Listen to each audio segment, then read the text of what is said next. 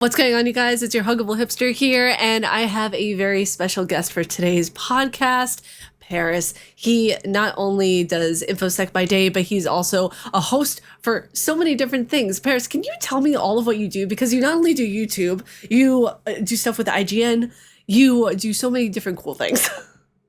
That's a very good question. What all do I do? Like you said, my day job, I do work in InfoSec. I work in cybersecurity. But as a content creator, yes, I am a co-host on Gamertag Radio, long-running gaming podcast since 2005. I am also a co-host on Kind of Funny XCast. God, XCast has been around since what, 2020, I think? 2021? Gosh, I think so. The pandemic, I can't remember anymore. Yeah, and I have in the past done some hosting things for IGN. I most famously was a part of when they revealed the series, when Xbox did their showcase for the Series X, when they revealed that in 2020. I was a co-host on that. I've done some stuff for them for Gamescom. I did one of the Night City Wires that they hosted when Cyberpunk 2077 was coming out. Nice. What else have I done? Oh yeah, by the way, I hosted an Xbox showcase. And that was 2021. Yeah, the first showcase extended. I hosted that. I also hosted for Xbox their Gamescom coverage that year, and I've been on the last two showcase extendeds for Xbox as a part of Flight Sim. Very nice. It's been pretty cool. And most recently, I was in Budapest, which was freaking wild. But that's me pretty much. Oh, and when Cyberpunk 2077 launched, I hosted the launch event for that. I think that's it. I told you guys, he does a lot. I think that's it. Yeah.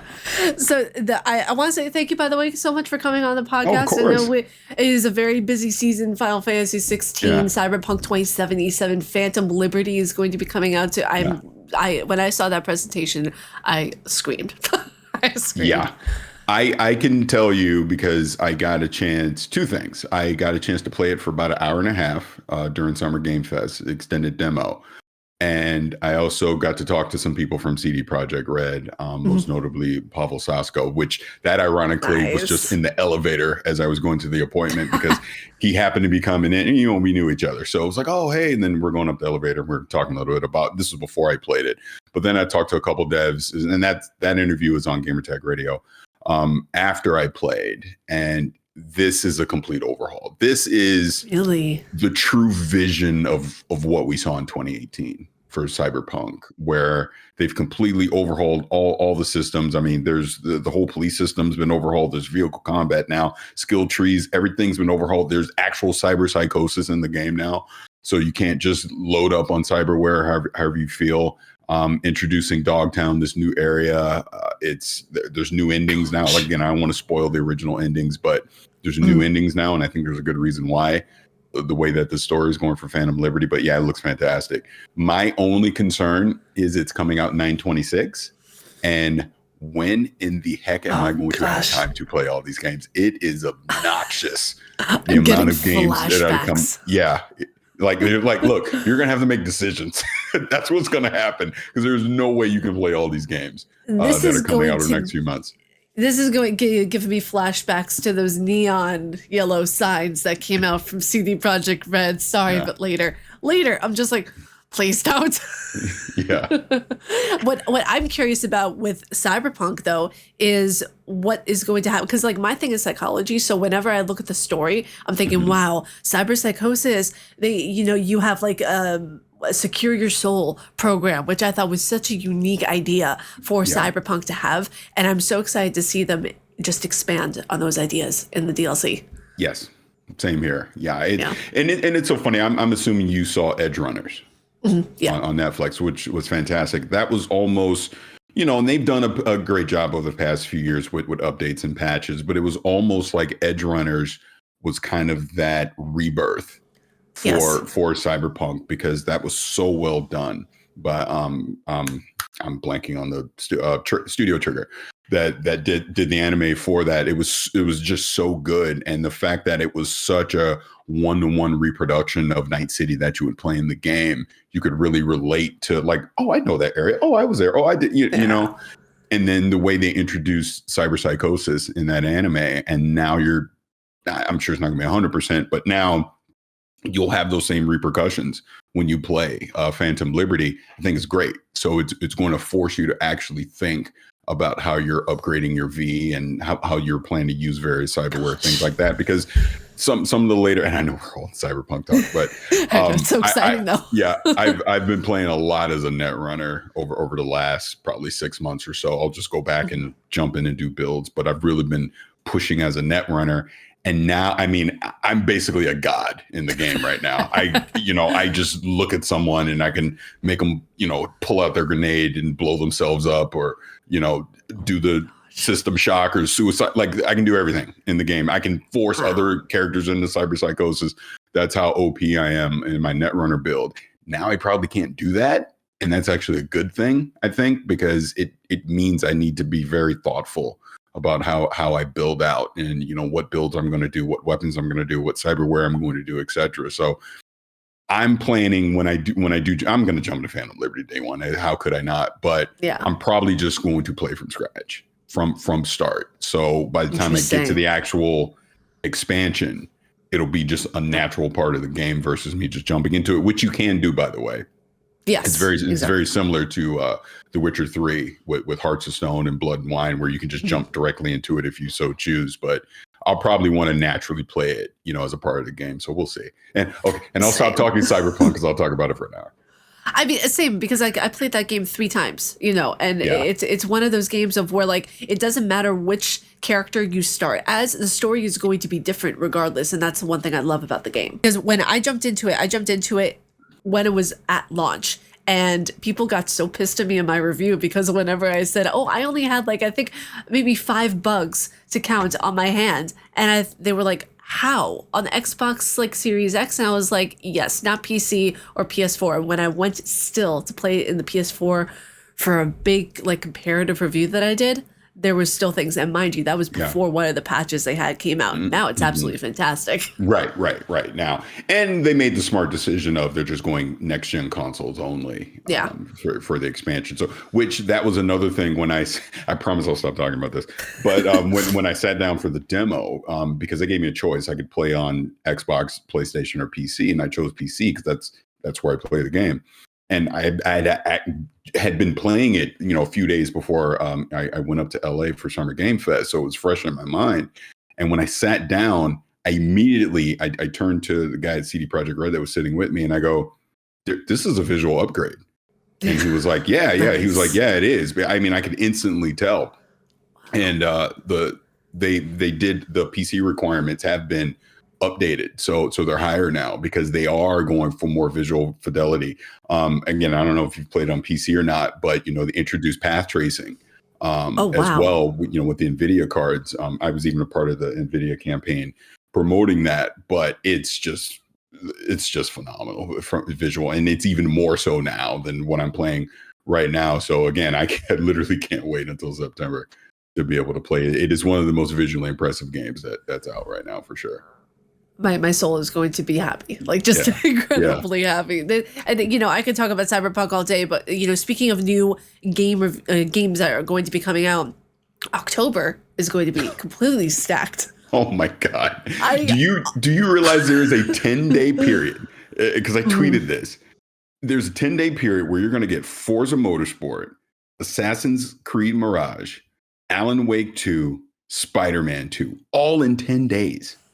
Everything is happening and we're being fed. It's impossible. There's no way you can play all of that. So again, you're gonna have to make decisions.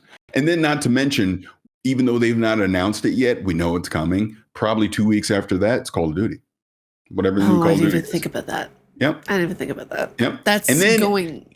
And then if you go even 2 weeks before that, again, you got Phantom Liberty expansion. You got Mortal Kombat 1, which I played. Phenomenal. And then even before that, this game they just showed for 40 minutes called Starfield. So it's like, yep. What are you going to do? Yeah, Yeah, it's going to be it's insane. one of the games that's going to be coming out. I did not like the first one, Alan Wake 1. I was not a fan of it, and Alan Wake 2 looks absolutely phenomenal. Plus, it comes out on my birthday, which is always a plus. So it's fun to see that. Yeah, Yeah. when I was at Summer Game Fest, I got the behind closed doors demo for Alan Wake Wow. 2, and Remedy walked us through it. Yeah, this and I wasn't a huge Alan Wake the first one. I played it. I remember it was kind of a one and done, and then I just moved on. But since then, Remedy has clearly gotten a lot of lessons learned from Quantum Break and more specifically Control. I saw a lot of Control DNA in this new Alan Wake 2, which gets me excited. And the great thing about Remedy is it's kind of the Remedy universe where all these games kind of live in the same world. So technically Alan Wake and Control are in the same universe, which I think is kind of cool. But yeah, it looks fantastic. It looks really, really good. And again, how am I going to have the time to play? I don't know. I don't know how I'm going to have time to play it. Yeah. There's so many different games coming out, and I feel like there should be just a day for content creators where we just mourn the loss of their sanity. Yes. There is so much happening right now. Because whenever it comes to, Alan Wake, even Assassin's Creed Mirage, I feel like, and correct me if I'm wrong, there was more hype around Valhalla than there is around Mirage. Yes, I would definitely say so. But I suffered from open world fatigue with Valhalla. Like it was too much, and it wasn't a fun too much. It was kind of very repetitive and monotonous too much, and I tapped out on that. So I actually think them scaling back and getting back to it's funny. I've gone from. They did, the original Assassin's Creed, how that played to they went to this more open world RPG aspect. I was like, okay, this is cool, different. Now I'm like, yeah, I'm good now. Let's go back to what we're originally doing, which is what Mirage is, which I think is a good thing. Well, yeah, and that's the thing too, where Assassin's Creed Valhalla was the first Assassin's Creed I ever played. So that was my first time diving into that pool. And when I did the playthrough for that on YouTube, it got to a certain point of where I was just getting exhausted by doing the same thing. And when you get to a certain point, spoiler alert for those who have not played Valhalla yet, but there is one big chunk of where you're not doing anything with the story at all. Like the story could have just been at least 20 hours at max, and everything else could have been just DLC. Yep, I 100% agree. Yeah. So when it comes to the games that you are most excited about, like out of the PS5, Xbox, every single showcase that we've seen, what is the one that you're like, no, this is day one. I'm going to get this no matter what. Every other game can just go to the wayside for a moment. It's Spider-Man 2 for me. Yeah, I agree. But Starfield is quickly starting to overtake that. Because that's just how impressed I was with what they showed during that direct. But coming into it, it was Spider-Man 2, and that's still, day one. I'm 100%. Look, that decision has been made. When that comes out, I will be playing that. But I would say it would be a combo of Spider-Man 2 and Starfield at this point. See, I feel like this is where a lot of people are going to kind of see an interesting dichotomy with our opinions, because when I saw Starfield, I was like, oh, it's Fallout in space. Not a fan. It was very fascinating for me to see how they kind of married the two universes together. Plus with the control. I may not be a Starfield fan, but the controller looks absolutely incredible. Yeah, it does. So I was looking at it and I was seeing what all they could deliver for the fans. And my biggest worry going into Starfield, because disclaimer right now, you guys, I'm not going to be reviewing Starfield at all. But my biggest worry is that I don't want the fans to have to fix it the way they normally have to with a Bethesda game. And I agree. And I will just say from some conversations that I had last weekend with some people at Xbox and even Bethesda, they're putting everything they can into that. This will not, again, knock on wood. The hope is this will not be a Bethesda game. This will be a very polished QA experience. I will just say one anonymous source that I spoke to has been playing the game for a while, and it's been done for a while. Like this past year, and you could even see that in the direct, has been about polish and QA. I was even told at one point that basically every able-bodied QA person within Microsoft games. Obviously, Xbox is QAing this game. Oh wow. I mean, that's how committed they are to it. I know I was even in it's called What's Next for Gaming panel that was right after the Xbox showcase. It was Phil Spencer, Sarah Bond, Todd Howard, and Matt Booty. And Sarah Bond was kind of highlighting basically all her responsibilities at Xbox. And one of them is their advanced technology team. They report to her. And they've been embedded. I think Todd Howard's the one that said this, but they've been embedded over there at Bethesda on Starfield for the past 18 months. And that's the whole point of to make this the best possible game that it can be. And I know Matt Booty, when he was on the Giant Bomb couch, I think he even commented on this is already the least bug-free Bethesda game they've ever made. And now look, this is all lip service at this point. Until we have a controller in our hand, who knows? But I am hopeful hearing that, and just the presentation of what we saw looked pretty solid. Yeah, and that's the thing. I'm very excited and hopeful, like excited for the fans, because the thing is that I'm a pessimist who looks out for the future. Like I want to be able to see the good in things, but I'm also want to be a little bit realistic about it, because when it comes to reviewing any title, or as speaking on any title, you have to be so careful with how either you overhype something or you underhype something. You have to be No, please finish. No. I just have a real life story when you're done. You have to be careful about overhyping something or underhyping something. Like Goldilocks has to be just right a lot of the time. Yeah. Well, no, I was just going to say from firsthand experience, I definitely have that lesson learned about overhyping something before you actually play it. And again, to bring Cyberpunk back into it, it's Cyberpunk. Because that's how excited I was for that game. That's how much I couldn't wait to play it. Obviously, like I said, I wound up hosting the launch event for it, all of that. I'm part of the yellow chair gang, the whole thing. And we know the state that game launched in, and it was disappointing. And once it came out, obviously I'm giving my honest opinion that, this was a disappointment and it never should have come out in the state that it was. But I got a lot of grief over that. Just because people were buying into my hype as well. So that got them excited and was such a letdown. So I definitely have a lessons learned. Like prime example, Redfall. I remember I went to the preview event for it and played it. And even when we talked about it, I tempered it by going, hey, this seems okay, but let's see if it continues to progress along the path that we're seeing from this early stage when we get it. Like, in other words, I'm not over the moon. Oh my God. I'm just saying, hey, this seems okay from the hour that I played, but let's see if this momentum scales up to where it needs to be, by the time we would roll credits on the game. And clearly that did not happen. So that's kind of my lessons learned on that. When you preview something, when you see it early, it's good to be excited about things. I will never not be excited for something, because I think that's good. You should be excited about these things. But at the same time, I try to at least temper it a little, throw a little caution in there, because until you're actually playing the final product, you just simply don't know.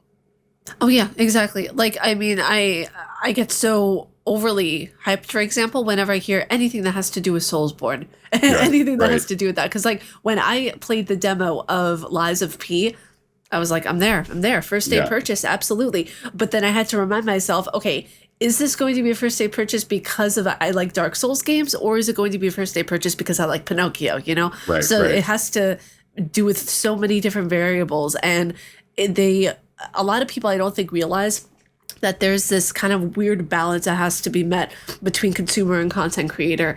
And people don't realize not everybody's a content creator. It's probably maybe 1.5%. Of all of us. And a lot of people think that, just because, and I'm not saying this is a diss for a lot of people, but just because you pick up a camera and you talk about something, it doesn't mean that you're actually a content creator. There's a lot of work. There's a lot of ethic that goes behind it. And I feel like that's why we get so much of the quote unquote, I'm going to bleep this out, talking on Twitter, because people think that they have more knowledge than they actually do on a basis. And that's why you get so much clout and hype around something that's negative, I feel, because everybody just, has these different opinions and it gets conglomerated into a big cluster. to say the Yeah, least. it's very easy. Like you bring the social media narrative into this. It's so easy to be negative. That's what I find, especially in that on that platform, because you can be anonymous if you want. People don't have to know who you are.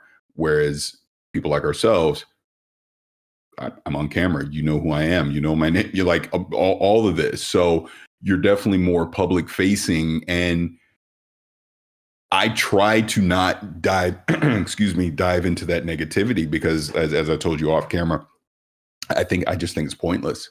You're not going to change anyone's mind on the internet. People are going to say the things that they want to say because it's negativity draws quicker attention. I think that's the best way to say it. So it's a lot easier to be sensational or say something outrageous because that's going to bring you the most attention. I will give you a prime example with the Starfield stuff. I watched that 40-minute presentation. I thought it was phenomenal. I saw certain people online be extremely sensational and take the opposite route and just say, oh, it was terrible. It was this, it was that. And guess what?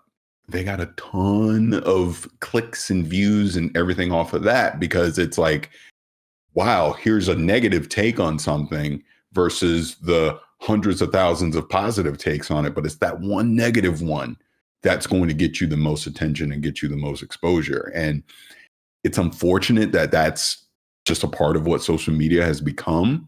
But it is what it is. And I just try to ignore it. I try to not talk about those things because that's not me and that's not what I want to do. I would rather focus on the positive things that are happening like in this industry or what's exciting about a game. Now, look, when something needs to be taken to task, it needs to be taken to task and you criticize it, but try to criticize it respectfully. Exactly. I always try to, if I'm critical of something, I try to provide a solution at the same time. Well, I didn't like X, Y, and Z, but this is what I would have done. So at least even if it's not ultimately what the solution would be, at least you're doing critical thinking about what you're doing in your criticism so that, it's not just, well, that sucks. Well, why does it suck? I don't know. I just want to say it sucks. I see a lot of that on there where people just love to blast things out, but they can't back up whatever the criticism is. It's just, well, that's the narrative right now. So let me follow the narrative of being critical of something, and they don't have a real solution for it. And I'll just use the Redfall thing as an example. I was pretty critical of it. Obviously, I'm sure a lot of people know we talked directly to Phil Spencer about it. And my thing has been, you should have delayed it. If you knew it was in the state that it was in, it's coming in feature incomplete, delay it. I think it does more harm to the brand than just the game itself, right? Obviously, whatever it came out, it is what it is at this point. We move on. But that's me at least trying to say, well, here's what I would have done if I was in that same situation with something like that, So I don't know. I got a little ranty. I'm sorry. But to get more into the industry side of things, because this is something that I've had a lot of questions from people, and I feel like you would be like, with both of our takes, obviously, would be the perfect way to answer. So many people are wondering, how do you get into this industry? How do you work in such a way of where you get into this? And I've had so many questions on this because people are like, they kind of look at this industry with rose-colored glasses and they think, oh, the party's the life, the this. And it's like, there's so much that people don't understand about this place, No, definitely. To answer that question on how you get in, luck. There's definitely a lot of luck involved. I started my journey early on when it was all brand new and no one really knew what was what. Because I like I said, I've been doing this since 2006. And even then, I mean, I've done some pretty cool things over the years, but it really wasn't until 2020 where, I got like my quote unquote big break or my big opportunity, where a lot more people in the industry know my content and know my takes. And, I get invited to sit on the Giant Bomb couch, which was wild to be able to do stuff like that. But yeah, it's the thing that I always tell people is if you want to do this, then understand that when you first start your podcast, your YouTube channel, your Twitch stream, whatever the case, platform it may be, the kind of content that you're going to make, no one's watching it. Nobody, because no one knows who you are. The only people that are going to be watching your content is you, your mom, and maybe your cousin. That's it, right? Because you're brand new. No one knows you or your content, your style, or has a reason to want to go follow your content. So my advice is, at that point of your journey, use that. You only get better with repetition. So Exactly. It's practice reps. Just work on your craft. Work on whatever your style is, your cadence, your format. Work it, critique it, keep doing it. This is where social media is a very powerful tool. Use social media. Start tweeting out what you're doing on Facebook, Instagram, whatever platform of social media you're on. If you're not on all of them, but start putting your content out there. Start following certain people in the industry. Start trying to interact and have these conversations and get people to know you. Now that we're post-pandemic, go to these events. Go to Comic-Con. Go to PAX. Go to whatever the heck we're calling this thing in LA now, Summer Game Fest, Xbox Fan Fest, whatever. Go to these things. Have those face-to-face interactions with people. Put face to name on this stuff. Like, it was amazing even just this weekend how many quote unquote Twitter friends I actually got to meet, I bet. in person just this weekend, which is so cool. So you have to do that. And then, like I said, just don't worry about the numbers. Just don't. Exactly. It's funny, even to this day, I do not look at the numbers. I don't. I will admit, the one time that I've actually looked at numbers was our Phil Spencer interview. I was just to see, because it seems like the entire industry watched it. So I was very curious what the numbers look like on that. But other than that, I don't pay attention to it. I'm doing my thing, and you'll just organically start to grow, and you'll organically start to get a following. And as opportunities start coming in, then now maybe you're getting that PR company or that marketing agency that reaches out to you. Hey, we want you to review this game. We want you to do this. Would you, etc. And even then, when it comes to review codes and all that, if you're in this to get free stuff, then you're doing it wrong. That is one thing. That is one social media jab that I see pointed towards myself a lot, which I laugh at. Whereas, well, you just get free stuff. You get free stuff. I'm not asking. I don't know. If someone offers me something, I'm not going to say no. Just be upfront with you. Yeah. But I'm not doing this to quote unquote get something free. Like, I have it off camera right now. I have a Minecraft refrigerator that just showed up. It just showed up. I didn't ask for this. You know what I mean? As an example. But don't do it for that. Do it because you believe in your content. You believe in the craft. I mean, that stuff is a nice perk, obviously. No one's denying that. But, there are sites out there that will refuse to take review codes just on that principle and that moral. And I highly respect that. But just because one other thing about content creation now, there's this race to be first, right? Whereas and that's why people will take early review codes, because they want their content out at right when embargo goes, so they can be one of the first people to have it out there. Again, when you're just starting out, don't worry about that, because guess what? No one's running to your content first anyway. So even if you don't get a review code, if, like you're saying, as an example, Final Fantasy 16, if that is something that you want to cover, you want to review and make content around, do it. Buy it. Go do it. Exactly. Again, it will take time to get to a certain point where these companies are reaching out to you ahead of time, wanting you, hey, we want you to interview such and such, or we want you to preview this, or we want you to review that. That will take time to get to. But if you're serious about this, and this is something that and again, you got to be passionate about it. The other thing that I always say is, I do this because it's fun. The minute it's not fun, I am out 100%. I'm gone. Because why? I have a day. Exactly. I have a day job, a family, and everything that I need to take care of. I do this because I love to do it. I don't do it because I have to do it. And I think that's another key thing as well, especially early in your journey. Sure, you might blow up to the point where you quit your day job and this is what you do full time. I get that. But no one starting out is going, you know what? I'm quitting. And I'm just going to start a YouTube channel and let's see what happens. Nobody's doing that. So you find that balance as well between your real life commitments, your day job, if you have a family, things like that, versus the content. Like people ask me all the time, dude, how the hell do you do it? How do you do it? Lack of sleep. That's how I do it. That's how I've done it over the years. Whereas I have my daytime responsibilities that pay the bills. And then, all right, now it's fun time. That means maybe I'm not going to bed till 2:00 in the morning or whatever, because here's something else I want to do, or here's a piece of content I want to make, or here's some research that I'm doing, for an upcoming interview or things like that. So as I'm describing, and as I know, it's not easy, but it can be fun. Just because it's not easy doesn't mean it's not fun. It's a fun journey. It's a fun thing to do. And I've been so lucky that I've been able to meet people literally from all over the world, just all over the world. That is incredible. Which is just the coolest thing ever. I'll tell this one little funny story. So when I was in Budapest filming the thing for Xbox for Extended, and we're walking around, like there's the castle in Budapest. So we're all walking around. I got on the freaking flight sim jacket and I got the shades on and all this stuff. And, there's tourists walking around, and I have a literal film crew following me around, right? Because I'm walking around, we're taking these shots, and people would come up to me. They go, "Who are you?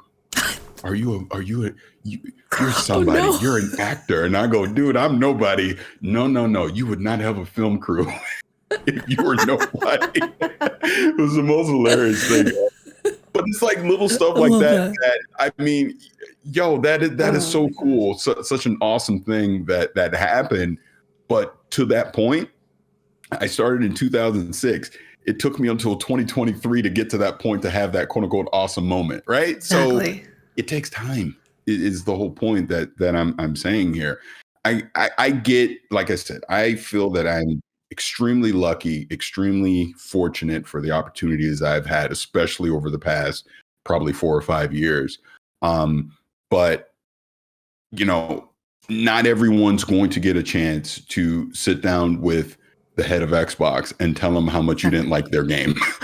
Right? That's unique. That is really cool though. But that's okay, is the point that I'm trying to make. You don't necessarily even have to read. And again, I'm nobody. I want to be clear on that, because I hate talking about myself. But you don't necessarily have to get to that point to consider yourself a success making content. Or because again, if you're having fun doing this, that's all that should matter. Now, if you have the goal of you need to reach a certain financial goal, things like that, now you're reaching a stratosphere beyond me, because I'm truly not doing this for that. I mean, sure, there's perks and things that I get because of that, but that's never been my end game. My end game has been, I want to make dope stuff. I want to meet cool people. I want to be able to have conversations with people, at certain levels, and I want to review games and talk about them. That's literally it. And I troll on Twitter. That's it. That's been my goal. I troll on Twitter. Bumper sticker. I troll on Twitter. Yeah. But yeah, that's for me, just from my perspective, how I look at it.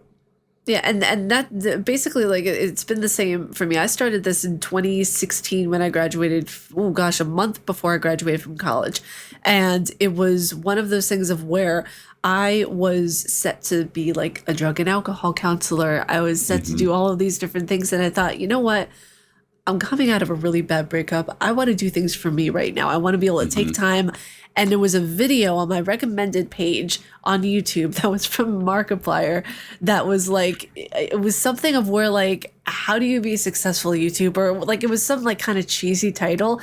And he said in that video, you're going to be like, it was an analogy he was trying to make. You're going to be set on fire, and people are going to want to know, whoa, what is that burning? And they're going to be like, no, wait, he's onto something. And that gave me a metaphorical kick in the ass to try to do YouTube. And the first thing I ever uploaded, no cam, no editing skills whatsoever, Five Nights at Freddy's 4. And it was one of the most unique things ever that made me fall in love with creating content, because I was like putting myself on a humorous post, so to speak, at my own expense for people to laugh. And it was one of the most unique things ever. And I thought, I want to do this. I want to be able to do this. So I ended up graduating from college, psychology degree in hand, and I'm like, how do I even use this now? So I ended up using it with the content that I do, with psychologically gaming and trying to do all these different things. And it ended up turning into this. I don't know how it ended up turning into this, but it did 7 years later. And that's the thing that people have to keep in mind, is that your content is going to take so many different shapes and forms over the time that you do it. I went from doing, game playthroughs every single day, having to stop for a period and take breaks because I'll be transparent on here. I was almost homeless with my family, moving up to upstate New York. And we had to figure out, okay, what do we need to do? What do we need to accomplish? And I was still doing content through that period because I thought that, you know what, I'm not going to give up on this. This is my dream. This is something I've wanted to be in the gaming industry since I was 10 when I played my first game, Resident Evil Remake. And I thought, this is what my goal is. And a lot of people just see this and they're like, I want a viral video. And that so incredibly pisses me off sometimes, because it's like they don't actually think that there is a long-standing merit that you need to have behind this, which it might be kind of weird to say because everyone who does content, it's valid. But at the end of the day, you need to have passion behind this in order for it to have a level of meaning to it that others can relate to as well. Completely agree. Completely. And then, to your point, if you're not passionate about this, why are you doing it? Yeah, exactly. Like, I mean, there are so many hats that we have to wear, as you know, you have your day job, you have everything that you have to do to provide, to take care of your family. And it's like, I do video editing by day and help, take care of my dad by day. And I do this on the side. But people think like, you upload videos every single day. How are you doing that and that? I was like, because you have to. If you're going to do something and you needed to have your goal and you want it to be a part of your life, you just do it. That's it. Yep, you just do it, 100%. Yeah, so I know that got into like a long-winded conversation, but I feel like it was needed because people don't understand like how much I think it actually takes a perseverance behind this level of work. Completely agree. Yeah. So when it comes to all of the advice, all of the extra things that we see and all of the social media posts, what was your moment that you knew that, okay, I made it. I flapping made it. That is a fascinating question. I can come up with those. I don't know. I don't. And people are going to probably call BS on this. Like, oh, get out of here. You say it. I guess I don't ever feel like I've quote unquote made it. Interesting. I would say there's a series of events that I've realized, like I say, I'm very lucky and fortunate. Do we have time for story time? We can do some. Let's do some story time. Yeah. So, Gamertag Radio 2019. We're in 2019. We're in late 2019, and Danny and I are talking about, all right, the 1,000th episode is coming up next February. So February 2020 is going to be the 1,000th episode. We need to do something big. What do we do?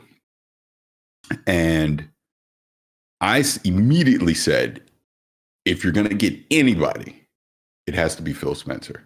It's out of Xbox. This show was created because of Xbox. I'm not here if it wasn't for you inspiring me back in 2005 creating the show, right? It's got to be Phil.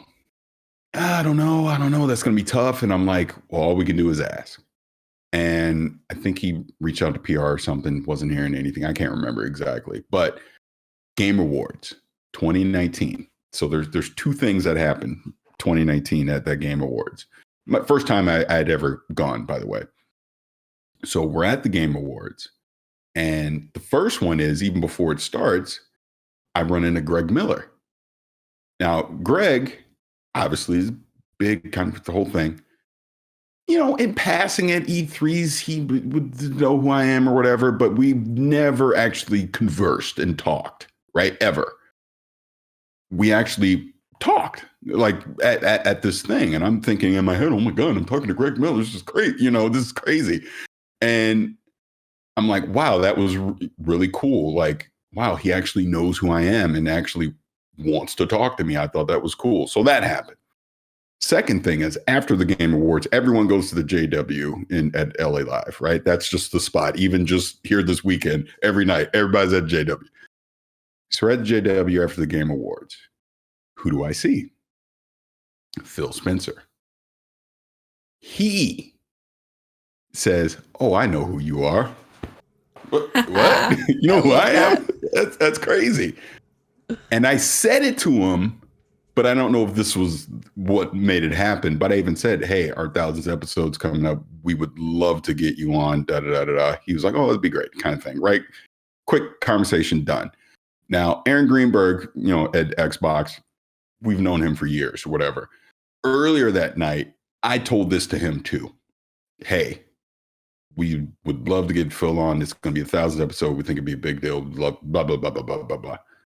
I don't know what happened. All I know is this. 2 weeks after that, all of a sudden PR is reaching out. Yeah, we're going to get Phil on. So I don't know if it's what Danny initially reached out to. I don't know if it's the conversations that I had in person, but 2 weeks later, we got it booked, scheduled. I remember he tweeted out, he was in Japan. He tweeted out in the middle of the night that he was coming on. That blew up. He came on in February, and that wound up being a big deal. Also, going back to the Greg Miller thing, it's also around this time that Greg was reaching out saying, "Hey, would love for you to come up during GDC and be in studio. You can host a Kind of Funny Games Daily." And I remember Xavier Woods was going to be in town, and he wanted me to do a podcast with Xavier Woods and Blessing. Excuse me. My mind is completely blown at this point because I'd been watching KFGD forever, highly respect the Kind of Funny whole thing. So the fact that they even wanted me to come up and do something, I'm like, I'm going to do that. Right. Pandemic happens. Didn't go. So like even the Phil interview came out right before the pandemic. Yeah. And then on from there. So I'm saying all that to say, then this is later on into 2020. I told you I did the IGN thing and all of that, which that's another, again, we're in story time. So that's a crazy story. We're in full blown pandemic at this point. And I'll never forget, Ryan McCaffrey reaches, and Ryan is someone I respected, known, again, see it in E3, hide by, never had a real conversation with him, right? He reaches out to me on a DM, random Wednesday or whatever day it was in the morning, and was like, I think Miranda and Destin couldn't be on. Last minute, hey, and it's like an hour. I had to decide right then and there. Hey, in an hour, could you hop on Unlocked and podcast? I almost said no because it was like an hour, and I think I had a meeting, and the meeting like just so happened to cancel right then, so I was free. That's amazing timing. Yeah, so I said sure. I came on. Ryan and I, one-on-one, him and I, people can go back in the archives and watch it or listen to it, and we, talked about everything we talked. But that was actually my first time really getting to talk to Ryan. And that episode went over so well, like internally at IGN. That's what then led to them offering me more opportunities to do stuff on camera for IGN, which, like I told you, with the Xbox thing and all that at Gamescom, that was because of that. So it was like, if I never approached Aaron or I didn't approach Phil, maybe we don't get Phil on to talk about. I don't know, but if I didn't take that opportunity and it was right there in front of me, maybe that doesn't happen. I easily, like I said, the Ryan thing, number one, for him even reach out to me was crazy. But like I said, what if I said no? None of that, the IGN stuff happens. And then that brings me to this point. I do the IGN things. That was going very well. Kind of Funny had started XCast, right? Gary couldn't be on one day. And Alana, because this is when Alana Parris was the original host on there. I never talked to Alana before. Never.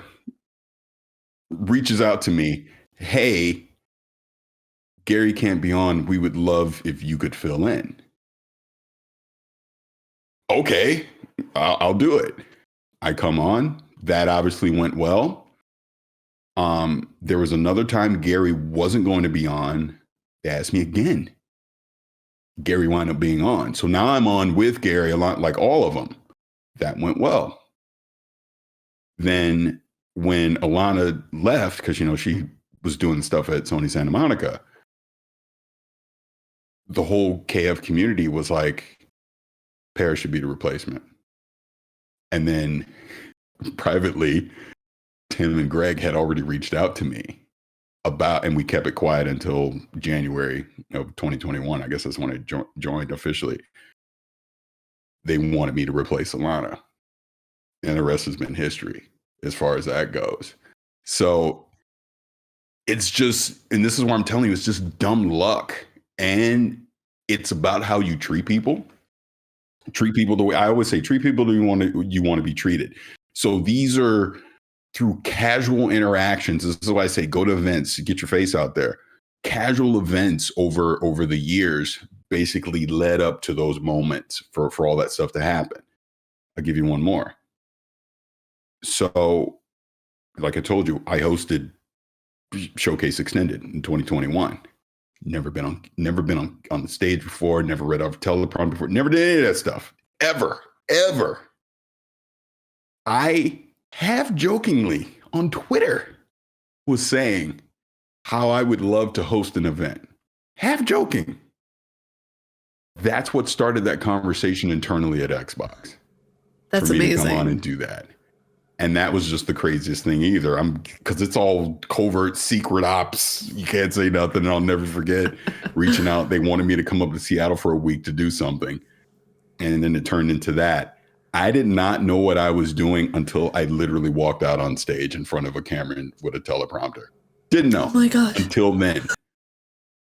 Just crazy, right? But I know that is an extremely long-winded way for me to answer your original question about when did I know that I made it. But it was just these series of events that have happened that, could have gone completely a different way, that I've just been very lucky and fortunate for them to happen the way that they did, So that's kind of my thing. Like over the last few years, I don't know if I necessarily have made it. I just think I've been very lucky. But the one part that isn't luck is establishing those relationships over the years with people, however minor they may be.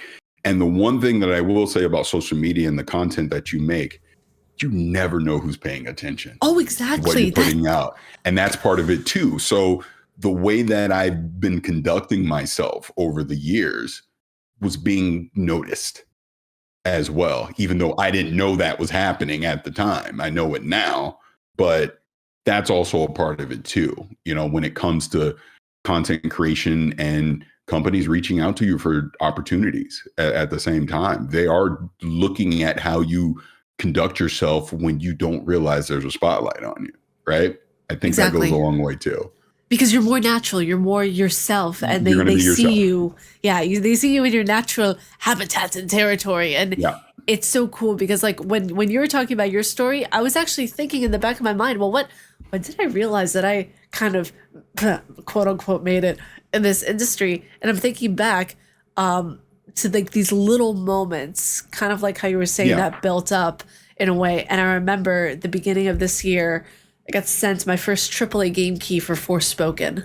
Yeah. And that was the start of a very happy relationship with Square Enix. And I was like, oh, this is really amazing. And then it was even little moments before that of where Casey Neistat followed me on Twitter.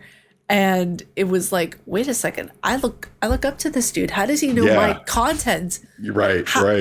Like I literally, like my mom was awake before it was like nighttime. It was like 1 o'clock in the morning. I was editing a video and I see a notification. I'm like, hold the bridge. What's happening? Go to the poop deck. Let's just assemble the missions. Like, and I was telling her this and she was like, are you serious? Like she was speechless for a second. And then Fighting Cowboy followed me on Twitter. And it was all these little moments. And then I not kissing up or anything like that, but you coming onto the podcast was another one, because I consider it very humbling, all of these different people along the way decide to invest their time into what I'm doing, and I find it so humbling and flattering. And I don't consider like, oh, go ahead. I'm so sorry. No, please finish your thought, please. No, and it's just like I never thought that the little like 23-year-old me starting this would end up in a place right now where I can just make people happy doing what I love. And it's incredible. The point that I was going to make on what you just said is about like me coming on. It goes back to what I was saying before. Treat people the way that you want to be treated, because you never know where someone is today. You never know where they're going to be tomorrow. Right? Exactly. Yeah. And I'm not saying this like, oh, I think I'm some big arrogant guy, but who knows where you will be 10 years from now? And maybe it's me reaching out to you going, hey, I would really love it if you come on. Like, but the point I'm making on that is it's sure I'm investing some of my time on a Saturday morning, but you reached out to me. I don't mind doing that because, again, when you talk about how people conduct themselves on social media, I may not reply to everything that you say, but I see a lot of it. And I see how you conduct yourself. And I'm like, when you reached out, of course I would. Why not? Not to mention, personal friend of ours, literally, I had already accepted. And then this personal friend had 100% vouched for you as a person that said how awesome you are. So, I mean, it's a thing of, you know, I remember those days where it's like would love to get someone to come on and interview him and talk to him, and being told no, or getting, as we like to call it, getting big timed, you know, by people. And you keep that in your head. So like, I'll even bring that back to Greg as an example, Greg Miller. I mean, Greg has obviously been huge in this industry for a very long time. And he always treated me with respect. He doesn't anymore because we work together. I'm kidding. I love Greg. But it's that point of, even though he's way, quote unquote, way up here, he never, oh, you're just a peon that I can ignore. And he's like that with everybody. But these are the type of people I like to associate myself with and do things with. And I try to kind of, quote unquote, pay that forward at the same time. Again, I'm not here without Danny Pena. I say it all the time. If it was not for Danny, back in those early days when I'm like, hey, I would like to do a podcast, how do you do it? He could have never responded to my email, but he did. And he helped me. And I started doing my own content for a while, and we became friends, and we started collaborating to the point where 2013, I'm like, well, I'll just join GTR and we'll just do it all together. And now he's not just a friend. He's literally family at this point. You know, I mean, him and his wife are, you know, about to have a child, and it's like, I'm just as happy for them. You know, it's like, I'm Uncle Parris. Yeah. Like, you know what I mean? So it's like, yeah, that's the cool stuff that can come out of all of this. And just, I know I'm very long-winded with my answers, but it's like, it's okay. You never know what the start of a relationship or a friendship, you never know when that's going to happen in this industry. So why would I be an ass to you, or why would I ignore you when you've always been nothing but kind and considering and respectful that I've seen from afar? I mean, of course I would want to talk to you. Why wouldn't I? You know? Yeah, that's you know, that makes me happy to see, because a lot of the time I've built up kind of this a persona with my reviews of being the bitch of YouTube because I'm just honest, and I give like an honest opinion on a lot of stuff instead of, you know, I don't know, kissing the game's ass in order to get a review code. That's not my style. You know, so whenever you know, people like you come onto my podcast and you say those things, it not only, you know, kind of reaffirms like, okay, I'm not like the biggest bitch of YouTube. No, not at all. It's I just find it so funny because that's, you know, being called that and being called a shill, I can be like, ha, see, told you guys. Hey, I'm in the yellow chair gang. I think you look up chill and my face is right there. That's just people not understanding how this works, and they see the end result and not the journey to get there. So they just assume, you're doing this, blah blah blah blah blah, using the language that I might have used privately. I had to confront a fellow content creator over that very thing. Because I heard myself being discussed on their show, and it wasn't in a flattering way. And I sort of kind of knew this person, you know, through proxy, and it bugged me because you think I'm not paying attention to what you're saying, so you're freely to your audience talking about me in a very negative way. When if that's how you felt, reach out to me privately. You have the means. You have the connect to me. You can talk to me privately. And that's just one other thing that I just don't like about in what we do, in that we don't all work together in that way, where there's enough out there for all of us to succeed. It's not a thing of you got to hoard it for yourself. So when I see people talking about myself or some of my other colleagues in a very negative way, it always bugs me, because it's like, it doesn't have to be that way. If that's how you feel, if that's what you think, come talk to me.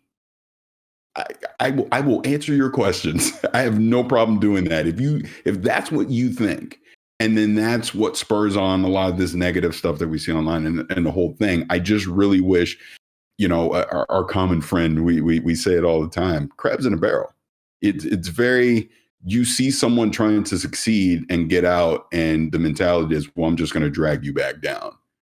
I that's the one thing I don't like. I would rather talk about the good in this industry and celebrate the good people in this industry, versus trying to paint them in a negative light or drag them down or just dwell on the negative. I don't like doing that at all. But I do have to say, things are coming to a close on this podcast. I want to end things off with a very, what I personally think, not to toot my own horn, is an interesting question. I've heard you talk about certain games that you would want to see revitalized on certain podcasts, and I want to know if you would have any game in the history of gaming from your childhood, now, in the future, whatever it is, just be revitalized and brought back into the spotlight. What is it going to be? The easy answer is Banjo-Kazooie, because I talk about it all the time. Yep. But I feel like there should be something else that I'm just not thinking of.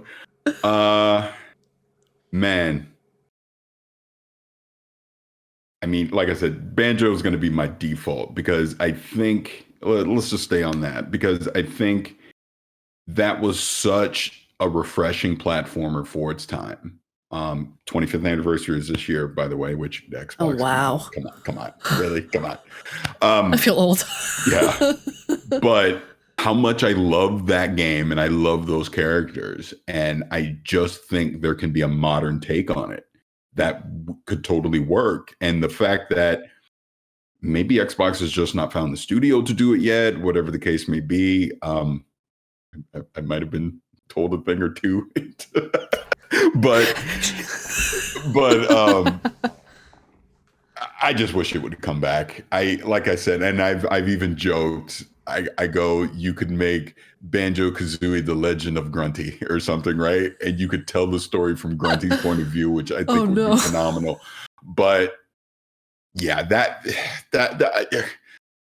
if they would have done that Sunday, I promise you, you would have heard my screams from the LA Nova, or where the heck we were at LA Live, because that's how excited I would have been. And it is so funny. I had so many people rooting for me leading up to it. And I'll tell this one little quick thing. It was so funny.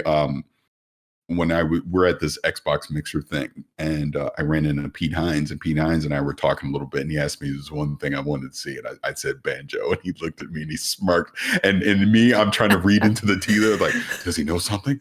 Why is he smirking that way? What was that smile about? Is it happening? You know, then it obviously didn't happen. I'm still holding out hope that they're going to wait until the actual day of the 25th anniversary to just look. That would be nice. I'm not saying the game has to come out tomorrow. Just say you're doing it, and I'll be happy. And if it doesn't happen on that day, I give up. I'm tapping out. I'm tapped out. I give up. They're never making it again. That'll be my belief. me when it comes to The Evil Within 3. I never think they're going to do that game ever again. Yeah. So, Yeah. but for me, when it comes to a certain game, actually, I think I might actually have it right over here. Where is it? Oh, okay. Camera decided to do tracking. That's great. Hi. If I were to see any game remade at all, please let it be Blood Rain. Oh yeah. Please. I have actually a mini story behind this. So I found this at a pawn shop for $9. Apparently it's going for a lot more right now on eBay. So mine forever. And anytime that I see this game brought into conversation, it brings just a tinge of happiness and sadness because there's so much potential with that game that could be remade nowadays. And when I was a kid, I actually got this when I was younger, and I think I was like 11 or 12 years old, and my mom saw me playing it. It was just such fond memories from my childhood, trying to convince my mom to play a game that had these different zombie characters and different things going on. And then when I got to college, I did a psychological thesis on vampires and their psychological history and role in America and the world. And this game got brought up into conversation, and I played it to do part of the thesis. And I looked back on it and I'm like, oh, it's so cute now. Like, that's what happens with older games. Like, you get to a certain point of where it just becomes adorable. It doesn't become scary or like, weird anymore. But if this were to be remade, even 2, we don't talk about 3, but if 2 or 1 gets remade, I will be a very happy puppy. Yeah, that's wow. I have not thought about that game in a long time. Yeah, that would be a good one. Yeah, either that or I'm gonna make a prediction that Resident Evil 1 will be remade before any older game gets remade, which is going to probably be very unfortunate for most of us. Yeah. So, but I do have to say thank you so much, Parris, for coming on to the podcast. It was an absolute pleasure having you here. No, of course. Thank you for having me. This was a lot of fun. I talk too much, but this was fun. That's what podcasts are for, right? This is just to talk about gaming and have fun. But you guys, if you all like my face and what I do, please be sure to subscribe and hit that bell down below. I make videos every day here on YouTube. May you find your worth in the waking world, dear hunter. Stay casually nerdy, and I will see you all in the next video. Umbasa.